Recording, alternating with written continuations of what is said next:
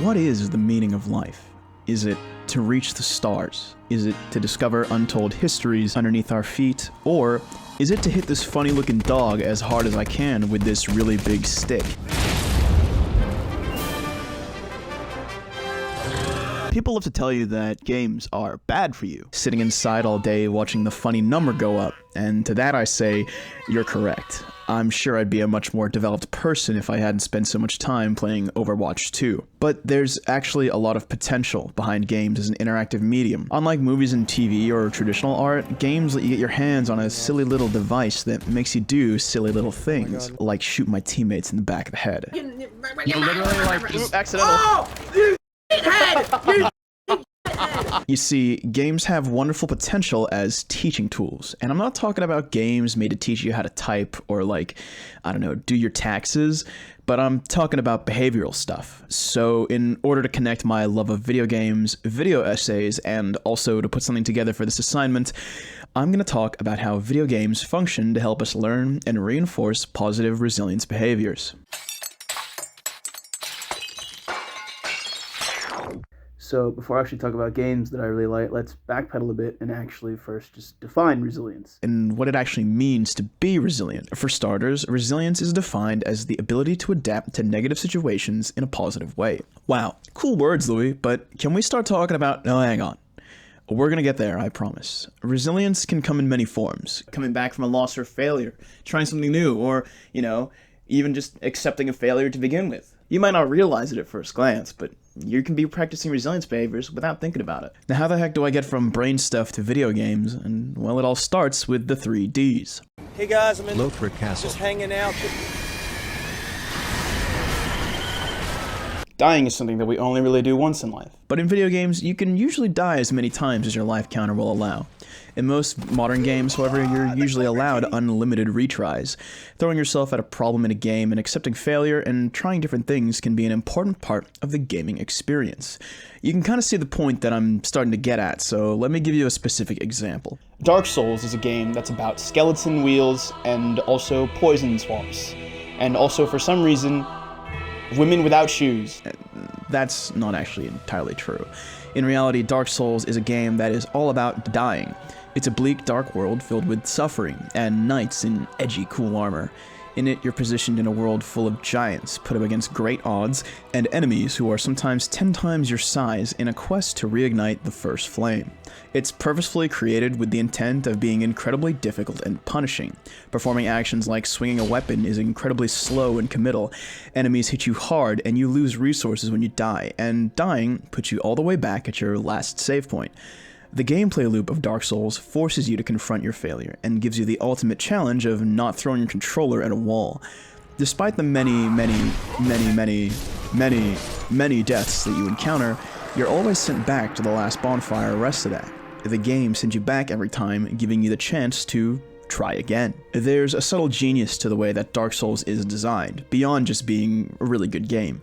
By presenting the player with such a daunting challenge in every scenario, the player feels rewarded as a result of their play, instilling a drive to succeed and bounce back from each death. And while it may not be a conscious design choice, Dark Souls inadvertently teaches the player to not give up and to bounce back from every failure with renewed confidence and understanding of the challenge ahead of them.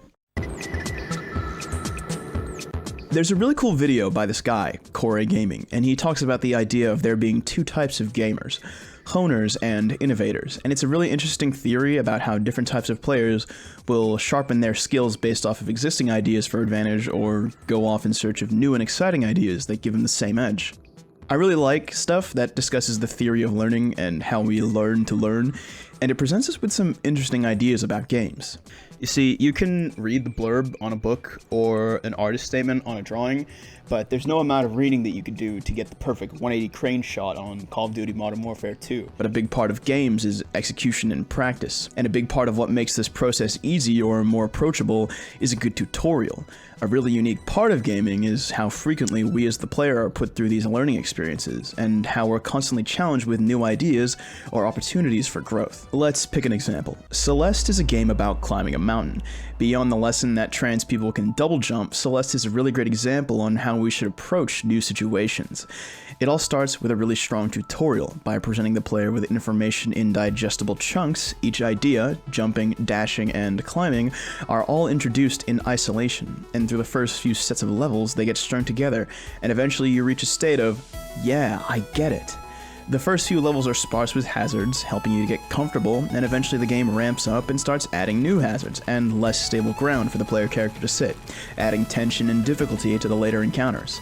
This theory of difficulty scaling is actually a really great way of approaching new ideas when you go outside and touch grass, breaking down our challenges into chunks and pieces to better understand them, and helping us reach that state of, yeah, I get it, putting them all together to overcome the problem as a whole.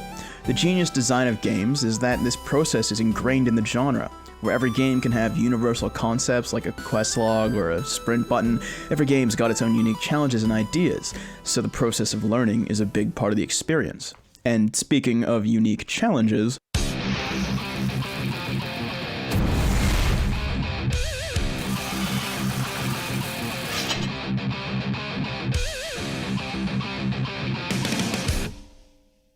That is bullshit blazing. Still my heart is blazing. Oh, he does it. He still gets. Oh yeah!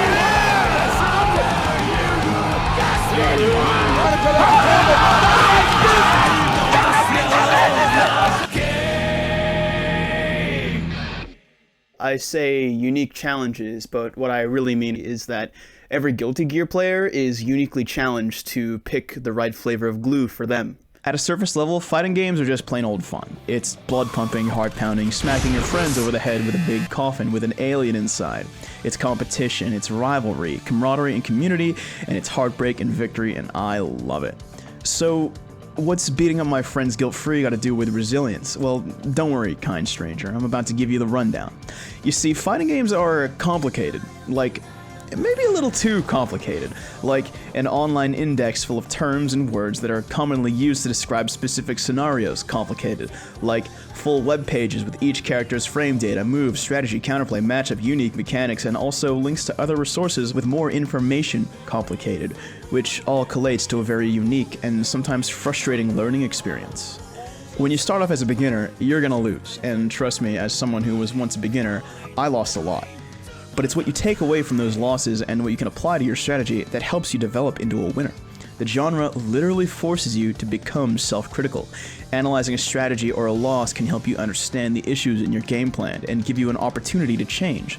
In this way, fighting games help us to learn the process of accepting feedback and change. One thing in particular that I think is really important about what we can learn from fighting games, and games as a whole really, is the idea of scrub quoting. Scrub quoting is effectively an attempt to deflect or push blame away from yourself as a player or person. In a really great way, fighting games help you to break away from scrub quoting and start to self-analyze. The thing that forces these behaviors out of you as a player and a person is the beauty of a one-on-one showdown between two players. In team environments, it's easy to push the blame onto other people, to remove yourself from the equation as a source of conflict and turn a blind eye at your shortcomings.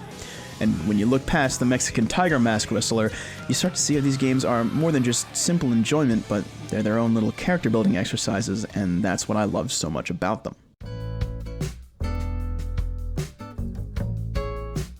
While I recognize that your mileage can vary in these game experiences, these are the experiences that I've had with games mentioned in this video. I've had my hands on controller from when I was just a kid, and I think without having learned the lessons that I had, wouldn't be the person I am today. While all these games teach you about some of the different positive behaviors that tie into resilience, the one thing they have in common is eventually you've got to turn the game off. Sometimes resilience is recognizing you need to take a break, or take some time off from work or school, or editing this video.